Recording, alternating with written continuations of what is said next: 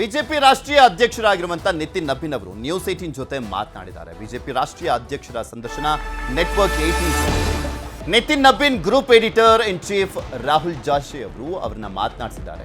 ನಿತಿನ್ ನಬೀನ್ ಅವರು ಬಿಜೆಪಿ ರಾಷ್ಟ್ರೀಯ ಅಧ್ಯಕ್ಷರು ಅವರನ್ನ ಗ್ರೂಪ್ ಎಡಿಟರ್ ಇನ್ ಚೀಫ್ ಆಗಿರುವಂತ ರಾಹುಲ್ ಜೋಶಿ ಅವರು ಮಾತನಾಡಿಸಿದ್ದಾರೆ. ನಿತಿನ್ ನಬೀನ್ ಜೊತೆ ರಾಹುಲ್ ಜೋಶಿ ಅವರು ಮಾತನಾಡಿರುವಂತದ್ದು 90 ಲಕ್ಷಕ್ಕೂ ಹೆಚ್ಚು ಮತದಾರರು ಕಟ್ ಆಗಿದ್ದಾರೆ. ಪಶ್ಚಿಮ ಬಂಗಾಳದಲ್ಲಿ 90 ಲಕ್ಷ ಮತದಾರರನ್ನ ಡಿಲೀಟ್ ಮಾಡಲಾಗಿದೆ. ಮಮತಾ ಸರ್ಕಾರದ ಅಧಿಕಾರಿಗಳೇ ಕೊಟ್ಟಂತ ಪಟ್ಟಿ ಇದು. ಕೇಂದ್ರ ಚುನಾವಣಾ ಆಯೋಗದ ಕೆಲಸವಲ್ಲ. ಇಲ್ಲದೆ ಇರುವವರ ಚಿಂತೆ ದೀದಿಗೆ ಯಾಕೆ ಅಂತ ಪ್ರಶ್ನೆ ಮಾಡಿದ್ದಾರೆ. ಹೈಕೋರ್ಟ್ಗೆಲ್ಲ ಹೋಗಿದ್ರಲ್ಲ, ಅವರನ್ನ ಕನ್ಸಿಡರ್ ಮಾಡಬೇಕು ಈ ಬಾರಿಯ ಎಲೆಕ್ಷನ್ ಸಂದರ್ಭದಲ್ಲಿ ಅನ್ನುವಂಥದ್ರ ಬಗ್ಗೆನೂ ಕೂಡ ಮಾತನಾಡಿದ್ದಾರೆ. ನಿತಿನ್ ನಬೀನ್ ಬಿಜೆಪಿ ರಾಷ್ಟ್ರೀಯ ಅಧ್ಯಕ್ಷ.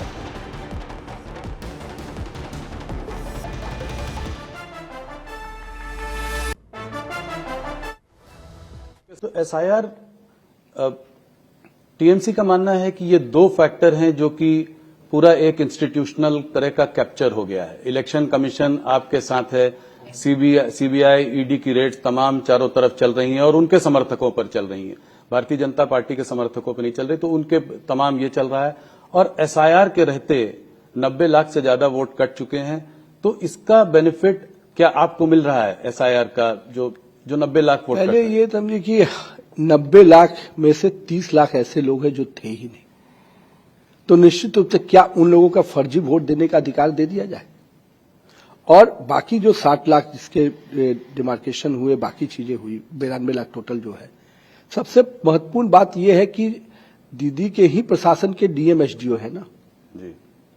तो आपके प्रशासन के डीएम एसडीओ ने फाइंड आउट करके अगर 92 लाख दिया तो ये तो आपके मशीनरी का है. कहां इसमें इलेक्शन कमीशन आ रहा है? इलेक्शन कमीशन की कोई भी मशीनरी जिला प्रशासन और स्थानीय प्रखंड से आती है, कोई उसकी अपनी मशीनरी नहीं होती है.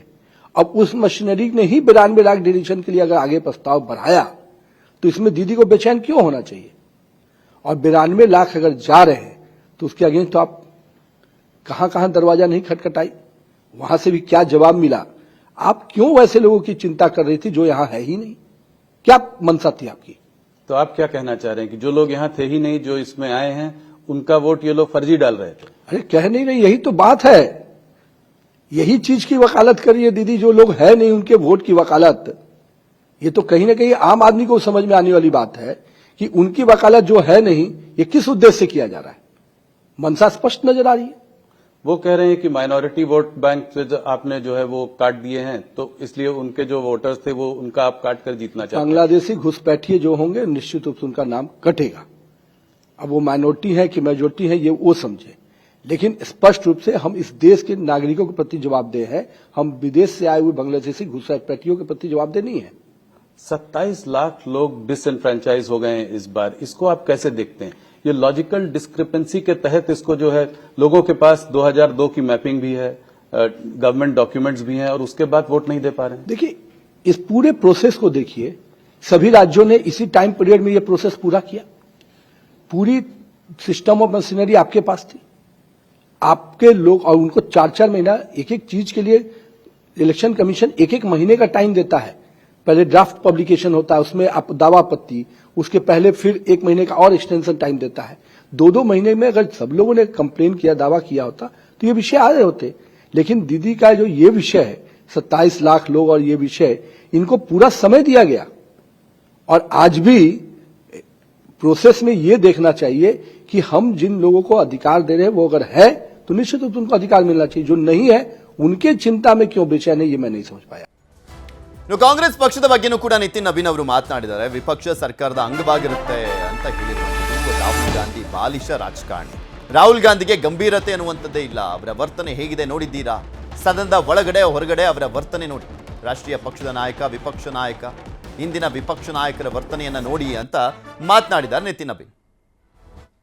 कांग्रेस पार्टी को आप कैसे देखते हैं और उनके नेता राहुल गांधी के बारे में आप क्या कहना चाहेंगे? जिस तरीके से आप लोगों का रिश्ता है उसमें इतनी कटुता है, क्या ये रिश्ता कुछ बेहतर हो सकता है? एक कंस्ट्रक्टिव ऑपोजिशन को साथ में लेकर चलना भी तो एक बड़ी बात है. मैंने आपको शुरू में ही कहा कि मैं तो मानता हूं कि सत्ता सरकार का अंग होता है विपक्ष, पर इमैच्योर पॉलिटिशियन जैसे राहुल गांधी जिनको पॉलिटिक्स के लिए केवल एनार्किस्ट माइंडसेट हो, उस माइंडसेट के व्यक्ति को जिसको ये नहीं समझ में आए कि चीजों की गंभीरता क्या होती है, उनकी एक्टिविटी हाउस के अंदर, हाउस के बाहर आप देखिए, उनके शब्दों को हाउस के अंदर, हाउस के बाहर देखिए।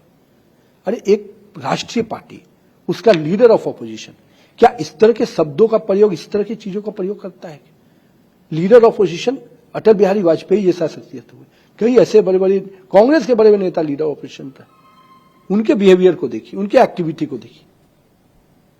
लीडर ऑफ ऑपोजिशन को मैं मानता हूं कि सरकार का एक पार्ट है, लेकिन उसकी एक्टिविटी, उसका वर्किंग, इस प्रकार का लैंग्वेज, उस प्रकार के बिहेवियर पब्लिक डोमेन पे किस तरह के शब्दों का, मैं तो मानता हूं कि इमैच्योर पॉलिटिशियन है और कहीं ना कहीं पॉलिटिकल ग्रोथ ठीक से नहीं हुआ।